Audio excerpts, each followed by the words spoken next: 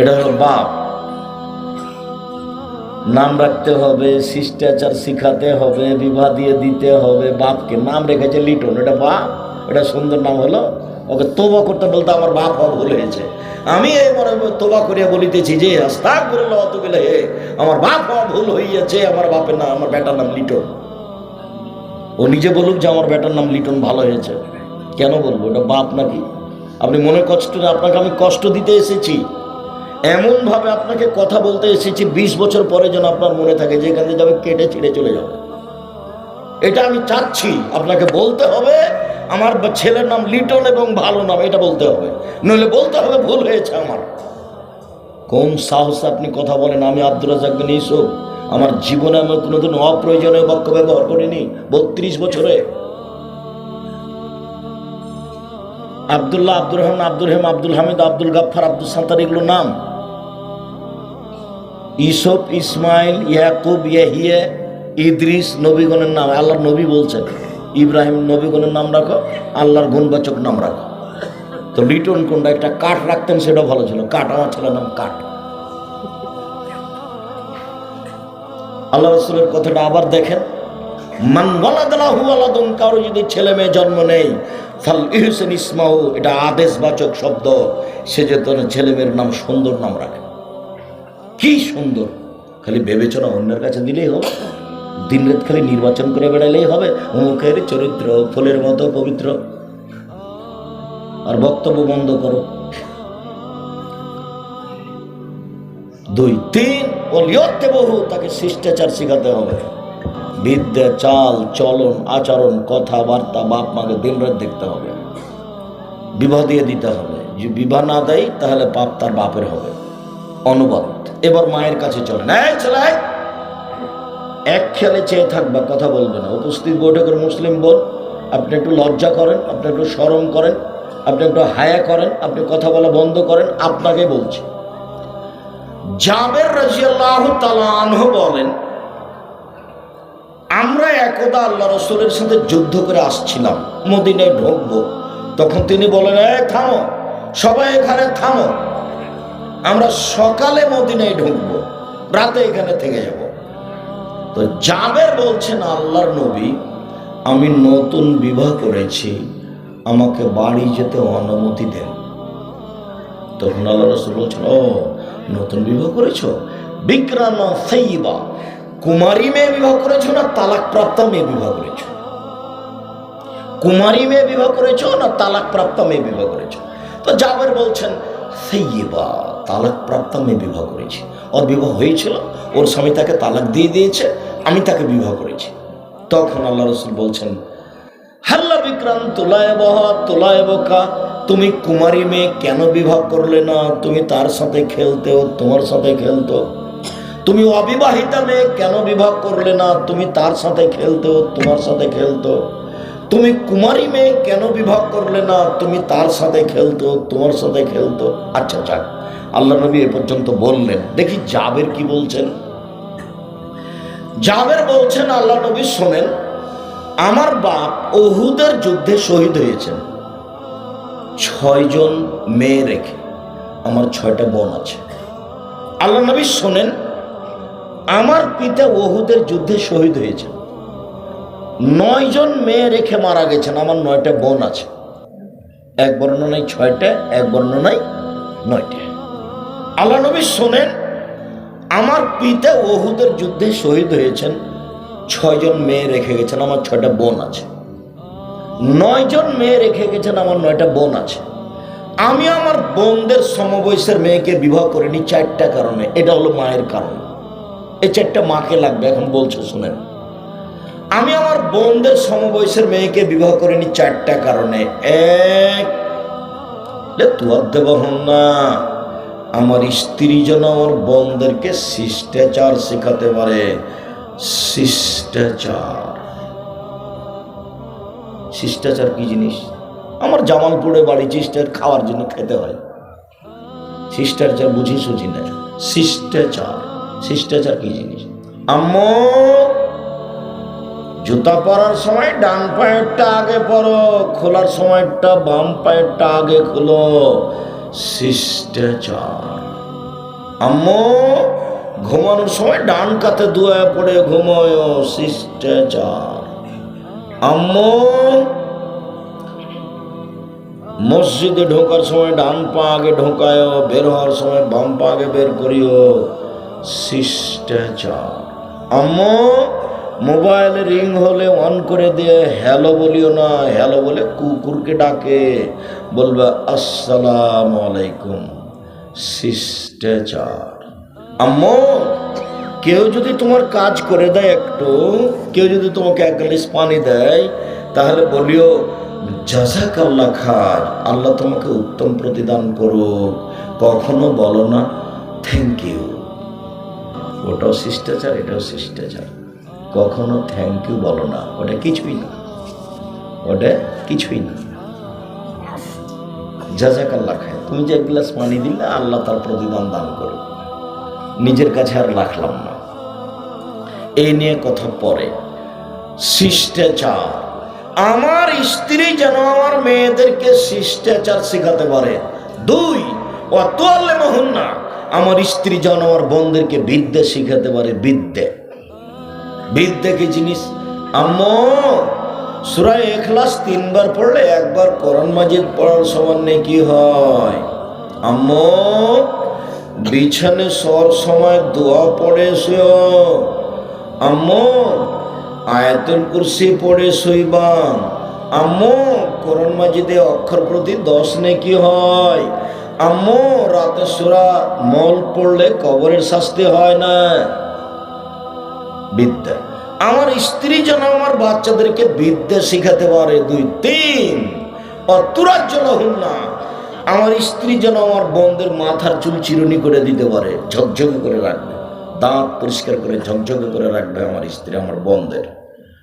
আমার বোনদের মাথার চুলকে ঠিকঠাক করে রাখবে।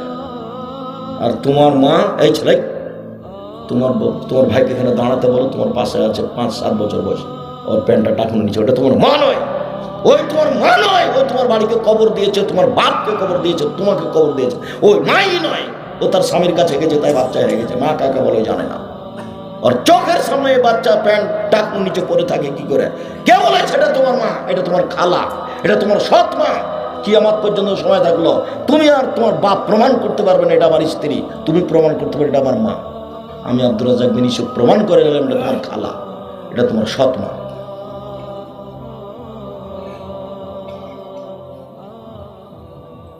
4, তাকুমা আলাইহিন্না, আমার স্ত্রী যেন আমার বোনদেরকে পাহারা দিতে পারে। আল্লাহ নবী বলছেন তোমার মা তোমার এবং তোমার বোনের পাহারাদার। বলো তো কি পাহারা দেয়? এখন তোমার বোন দাঁড়িয়ে আছে মাথায় পাঞ্জার চুল নিয়ে, ক্লাস 10-এ পড়ে, সকাল থেকে দৌড়িয়ে বেড়াচ্ছে। ক্লাস 8-এ সেদিন যুবতী হয়েছে, বিবাহ হলে 2টা বাচ্চা হতো। এখন তোমার মায়ের পাশে দাঁড়িয়ে আছে মাথায় কাপড় না দিয়ে। কথা আমাকে ফেরত নিতে হবে না। মা হলে 4টা জিনিস লাগে, কথা আমি বলিনি, হাদিস বুখারী মুসলিম। আল্লাহর নবী আমার বোনদের সমবয়সের মেয়েকে আমি বিবাহ করিনি, আমার বোনদের লালন পালনের কারণে। এমন মেয়েকে বিবাহ করেছি সে বুঝে সংসার, জানে বুঝে। কথা আমি মনে হয় বুঝাতে পারি না। মা হলে কয়টা জিনিস লাগে? এই ছেলে বলো তো কয়টা জিনিস লাগে? 4টা। 1, শিষ্টাচার শেখাতে হবে। 2, বিদ্যা শেখাতে হবে। 3, পরিপাটি করে রাখতে হবে, ওটা পরিপাটি বলতে হবে, সাজগোজ করে রাখতে হবে ছেলে মেয়েকে। 4, পাহারা দিতে হবে। অবাক, পাহারা দেওয়া শব্দ আল্লাহ নবী উল্লেখ করেন, পাহারা দিতে হবে। মা হলো পাহারাদার। পাহারাদার কি? গতকালকে মেয়েটা স্কুল থেকে 2টার সময় এসেছে, আজকে 2:30 এসেছে। তোমার মা যখন ঢোকে তোমার বোন, তখন তোমার মা ফরজ পড়ে নফল পড়বে, সেজন্য সুন্নাত পড়বে, সেজন্য আল্লাহু আকবার বলছিল।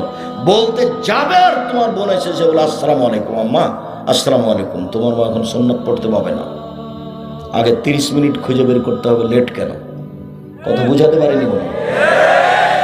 ওই সুন্নাত লাগবে না, ওই সুন্নাতের প্রয়োজন নাই, ওটা তো মান বাড়ানোর জন্য, আর এটা আদেশ। 30 মিনিট তাকে খুঁজে বের করতেই হবে। লেট কেন 30 মিনিট? কোথায় আটকেছে, কোথায় কথা বলেছে, কার সাথে কথা বলেছে, প্রত্যেক দিন খাতা পরীক্ষা করতে হবে, খাতায় কি লেখা আছে। মোবাইল তো আশাই করা যায় না, মোবাইল তো বহু খারাপ। মোবাইলে খালি ল্যাংটা মেয়ে নাচে। তোমার মোবাইলও নাচে, তোমার বোনের মোবাইলও নাচে, তোমার বাপের মোবাইলও নাচে। আব্দুল রাজ্জাক সাহেব ওভাবে কষ্ট দিও না, আমার কিছু করার নেই, যেটা নগদ সেটা বলছি, কিছু করার নেই। আল্লাহ নবী বলছেন আমার জীবনে বড় ভয়, আমার উম্মত গোপন পাপে লিপ্ত হবে, এটাই আমার ভয়। আমার জীবনে বড় ভয়। পৃথিবীর মানুষ শুনে রেখো, আমি জাতির উদ্দেশ্যে বলে যাচ্ছি, আমার উম্মত গোপন পাপে লিপ্ত হবে, এটাই আমার ভয়। দিন রাত মোবাইলে জেনা হচ্ছে, দিন রাত গোসলখানাতে গিয়ে জেনা করছে। ছেলে আছে জামালপুরে, মেয়ে আছে লন্ডনে, এখানে জেনা হচ্ছে। সম্মানিত দিনী ভাই বোন, যা আমি বলে গেলাম এখানে তা মনে রাখার জন্য অনুরোধ রইল। এবার একটু বলে রাখি, স্বামী কাকে বলে, মা কাকে বলে বললাম, স্বামী কাকে বলে এটা বলে দিয়ে আগাই। স্বামী কাকে বলে? স্বামী মানে পাঁচটা জিনিস লাগে। স্বামী মানে পাঁচটা জিনিস লাগে। এক, আতে মহতায়তা, যে মানের খাচ্ছ বউকে সে মানের খাওয়াবা। দুই, ফাকসুহা মুক্তাসাইতা, যে মানের কাপড় পরছো বউকে সে মানের পরাবা। তিন, আল্লাহ তুকাব্বে, কটু কথা বলবে না। স্ত্রীকে গালি দিতে হয় না, মারতে হয় না, নিন্দা করতে হয় না। মারতে হয় না মানে সব সময় মারতে হয় না, প্রয়োজন তো মারতে হবেই। তার পরের বাক্যটা দেখেন, 3 নম্বর, কটু কথা বলতে হয় না, মানে ওকে আদর করতে হয়, ওকে ঘেরে রাখতে হয়, ওকে ঢেকে রাখতে হয়। ওকে ময়মনসিংহ জেলা অন্তর্গত জামালপুরের মতো করে বাড়িঘর বানাতে হয়। কিভাবে? ওইটা ভেতর বাড়ি, এটা বাহির বাড়ি। বাহির বাড়িতে থাকে রাখাল কিষেন, আর ভেতর বাড়িতে থাকে বউ বেটি, তার নাম জামালপুর। জামালপুর থেকে আগিয়ে যখন যাবে ময়মনসিংহ, তখন বাড়ি ঘর হলো সাতক্ষীরার মতো, ওইদিকে একটা ঘর এদিকে একটা ঘর, মধ্যে গরুর গাড়ির রাস্তা। ওটা আবার কেমন জীবন আমি বুঝতে পারি না। ময়মনসিংহের কোনো বাড়িতে যদি আমি সপরিবারে আসি, তো আমরা মনে করবো এটা ট্রেন স্টেশন। ঠিক ময়মনসিংহ এটা সাতক্ষীরার মহলা যখন এসে রাজশাহীতে পর্দার বক্তব্য দিচ্ছে, তখন আমি বলছি আপনার মুখ দিয়ে পর্দার বক্তব্য মানাই না। কেন আব্দুল রাজ্জাক সাহেব? আপনার বাড়ি তো ঘেরা নাই, তো আপনি কি পর্দার বক্তব্য দিবেন? আপনার বই তো ফাঁকা জায়গায় থাকে, মাঠে থাকে। ময়মনসিংহে যান, বাড়ি ঘেরা নাই, এমনিতে পিছনের দিক সবই ফাঁকা, এমনিতে আছে। পশু প্রাণীর মতো জীবন, একেবারেই পশু প্রাণীর মতো জীবন, যাযাবরের মতো, যারা ছয়ের নিচে বসবাস করে। বাড়ি চতুর্দিক ঘেরতে হবে জামালপুরের মতো করে, তারপরে বাড়ি। সম্মানিত দিনী ভাই বোন, স্বামী হলে পাঁচটা জিনিস লাগে। 4, কটু কথা বলতে হবে না, ওকে আদর করতে হয়, ওকে ঘেরে রাখতে হয়, ওকে ঢেকে রাখতে হয়। স্ত্রী এমন আদরের, স্ত্রী এমন আদরের, ওরা হচ্ছে বগুড়া সোনাতলা হাটের আদরের মালসা, ওদেরকে আদর করতে হয়, ওদেরকে ঢেকে রাখতে হয়, ওদেরকে গালি দিতে হয় না, মারতে হয় না। এবার চলে 4 নম্বর কথা, আল্লাহ তাদের বলার মাঝে মুখের উপরে মারো না। যেই মুখে মোহাম্মদ সাল্লাহ সাল্লাম এখনই বললেন কটু কথা বলতে হবে না, সেই মুখে মোহাম্মদ সাল্লাহ সাল্লাম বলছেন মারলে মুখের উপরে মারো না। আরেকবার বলছেন লা তারফা আসাকা আদামান মিন আহলিক, তোমার পরিবার থেকে শিষ্টাচারের লাঠি উঠিয়ে নিও না। ছেলে মেয়ে আহাল পরিবারকে শিষ্টাচারের লাঠি লাগে। আবার বলছেন আল্লে কাসাকা আলাবাবে, তোমার লাঠিটা তোমার দরজায় ঝুলিয়ে রাখো, স্ত্রী ছেলে মেয়ে যেন দেখে বুঝতে পারে বাবা একটু উলট পালটের লাঠিও। মোহাম্মদ সাল্লাল্লাহু আলাইহি সাল্লাম পৃথিবীতে সবচেয়ে ভদ্র নম্র মানুষ। 5, আল্লাহ তাতরুকা ইল্লা ফিল বাইতে, তুমি তোমার বাড়ি ছাড়া তোমার স্ত্রীকে কোথাও থাকতে দিও না। স্ত্রী চাচির বাড়ি যেতে পারে না, খালার বাড়ি যেতে পারে না, ফুফুর বাড়ি যেতে পারে না, মায়ের বাড়ি যেতে পারে না, জরুরি প্রয়োজন ছাড়া যেতে পারে না। হাটে বাজারে তো বহু দূরের কথা। হাটে বাজারে যাবে কেন? তার স্বামী কি মরে গেছে? তার বেটা কি মরে গেছে? তার কি দেবর নাই? তার কি ভাসুর নাই?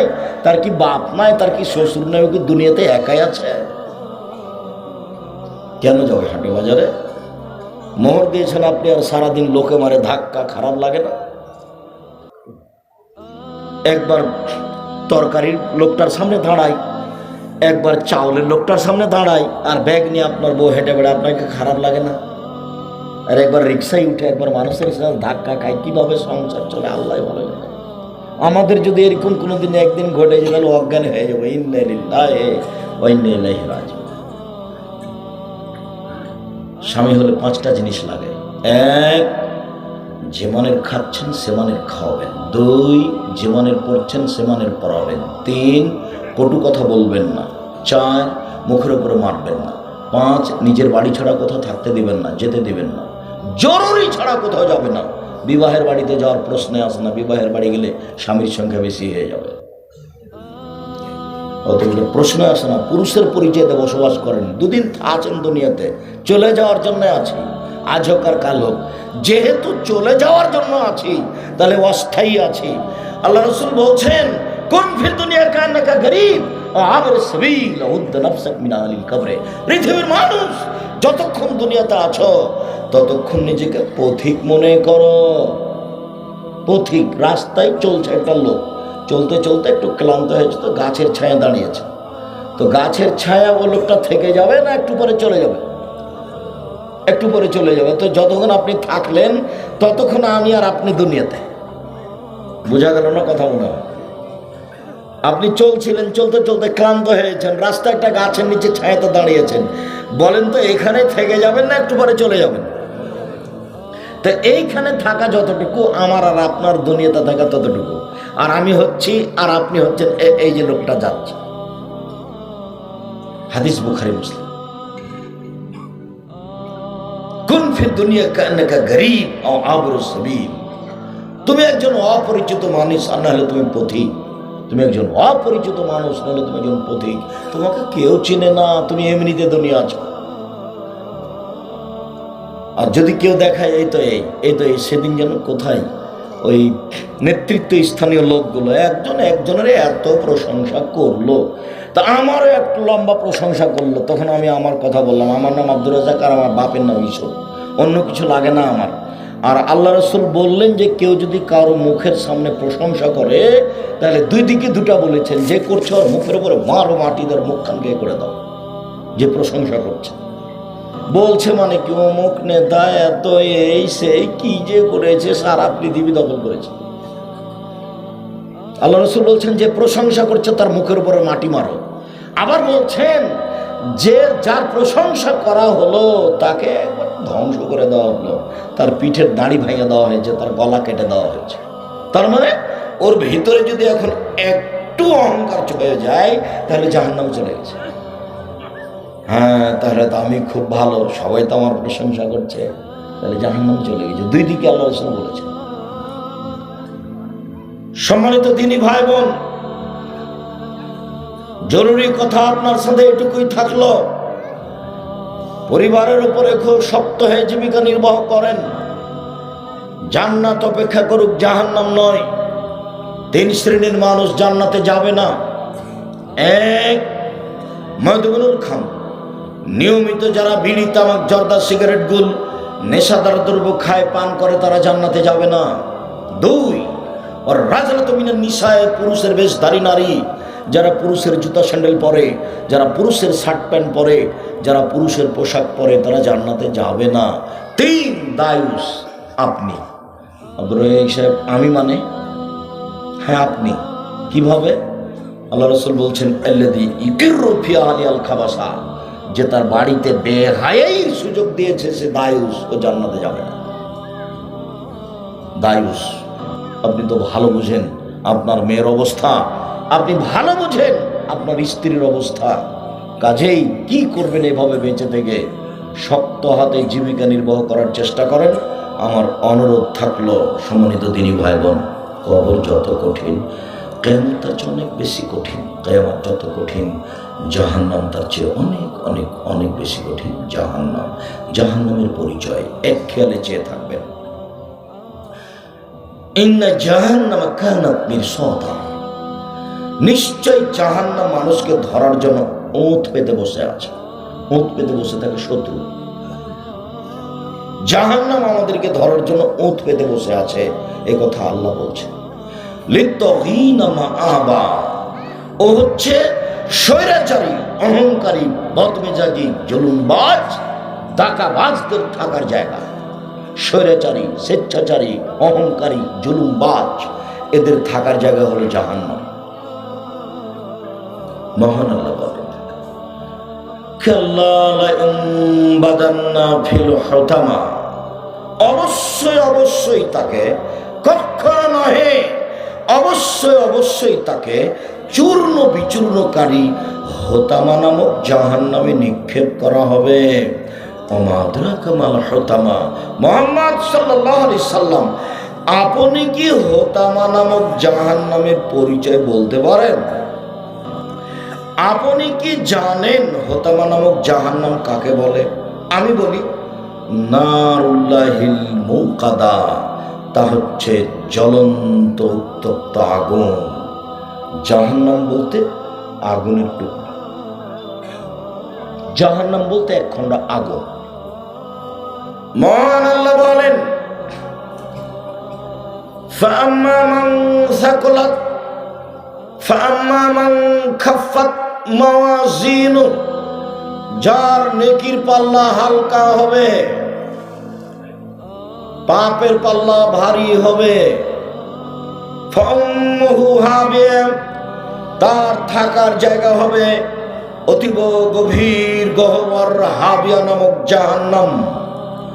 আমাদরাকা মা হে, মুহাম্মদ সাল্লাল্লাহু আলাইহি সাল্লাম, আপনি কি বলতে পারেন হাবিয়া নামক জাহান্নামটি কি? হাবিয়া নামক জাহান্নামের পরিচয় আপনার জানা আছে? আমি বলি, নারুন হামিয়া, তা হচ্ছে জ্বলন্ত উত্তপ্ত আগুন। এ দেখেন, জাহান্নাম বলতে আগুনের টুকরা। এই বাচ্চা, বসো। ওই বাচ্চাটা দাঁড়াচ্ছে কেন? খেয়াল করে থাকেন। আমাকে দয়া করে কেউ প্রয়োজন দেখাবেন না। আমি তো এখান থেকে গিয়ে ক্লাস নেব ইনশাআল্লাহ। আমার শুরু জীবন থেকে আমি ৬-৭ পিরিয়ড পড়াই। একবারে ৮৮ আগস্টের ২০ তারিখ রোজ বুধবার বিকাল ৩টে থেকে আমি শিক্ষক। আমি প্রতিষ্ঠান পরিচালনা করা, ওটা আমার কাজ পরে। শিক্ষকতা করার কাজটা আমার আগে, বক্তব্য দেওয়াটা কাজ আমার পরে, বই পুস্তক লেখা কাজটা পরে। আমার জীবনে আমি যেটা বাছাই করে নিয়েছি সেটা শিক্ষকতা করা, আমি পড়াই। ফতোয়া লেখা কাজটা আমার পরে। আপনাকে বলছি, আমি ২৬ বছর থেকে ফতোয়া লিখি। ৬ বছর থেকে আমি ফতোয়া বোর্ড নিজে পরিচালনা করি। ৩৪ বছর থেকে আমি শিক্ষকতা করি। প্রথম থেকে আমি বুখারী মুসলিম পড়াই। আমার জীবনটা শিক্ষকতার সাথে জড়িয়ে আছে। এটা আমি পছন্দ করি, ভালোবাসি। আমি ক্লাস নেব ইনশাল্লাহ ঢাকায় গিয়ে, রূপগঞ্জে। কাজে আপনি আমাকে আপনার কষ্ট ব্যথা দেখে প্রয়োজন দেখাবেন না, দয়া করে কিছুক্ষণ সময়। আসুন আমরা আমাদের জীবনকে ভালো কাজে ব্যয় করি, আমরা বেশি বেশি করে নেক আমল করি আর খারাপ কাজ থেকে বিরত থাকি।